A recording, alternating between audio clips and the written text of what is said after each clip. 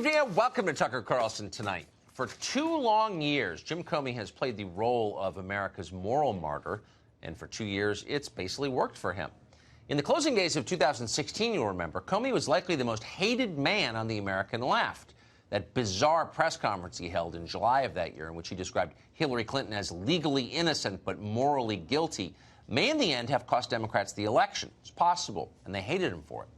Less than a year later, though, Donald Trump fired Jim Comey as FBI director, and whatever Trump dislikes, liberals love, and so Comey was back in their good graces once again. He's done his best ever since to remain there. Comey titled his book A Higher Loyalty, meaning that he, unlike you, is a man of principle, accountable only to his God and conscience, in contrast to your grubby little political concerns. Jim Comey is the last honest man in America.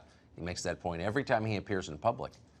And as a man of integrity, Jim Comey would like you to know that despite the fact he's got no actual evidence to support the claim, he's pretty certain Vladimir Putin has been blackmailing Donald Trump since day one.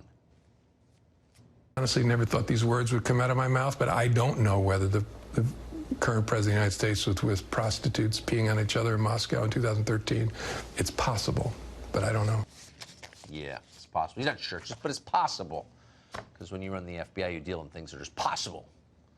Well, even after the DOJ Inspector General's report came out, essentially destroying Jim Comey's credibility, many of the claims that he's forwarded over the years, he persisted. He published a smug op-ed in the Washington Post claiming to have been vindicated of all wrongdoing.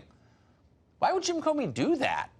It's almost like he didn't think you had the internet and couldn't read the report for yourself.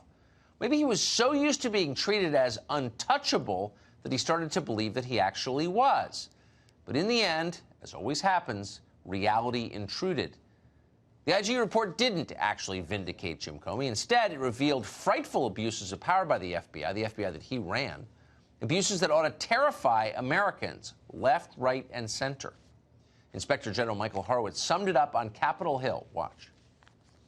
We identified significant inaccuracies and omissions in each of the 4 applications, 7 in the first application, and a total of 17 by the final renewal application.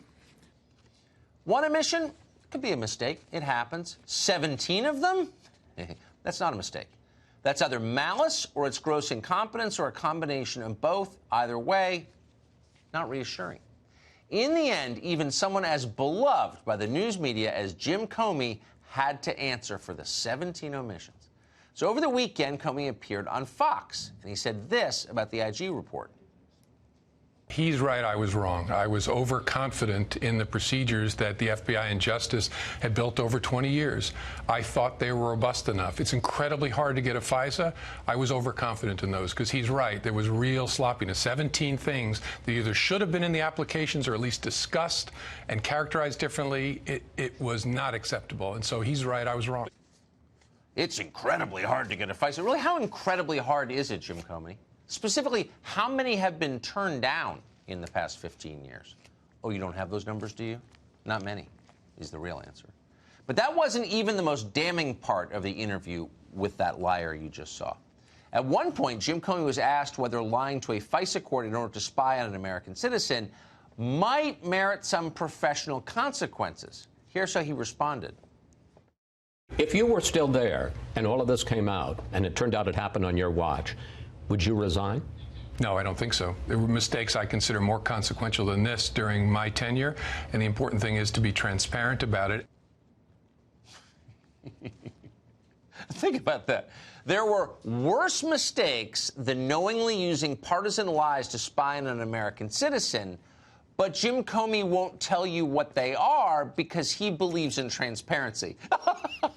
Did you catch all that? That was all in one sentence, by the way. A sentence that contradicts itself. Did anyone notice? No one seemed to. Maybe we need a new Inspector General's investigation to find out what the hell he's talking about. In the meantime, how worried should we be? Can we trust the FBI is no longer being used as a political tool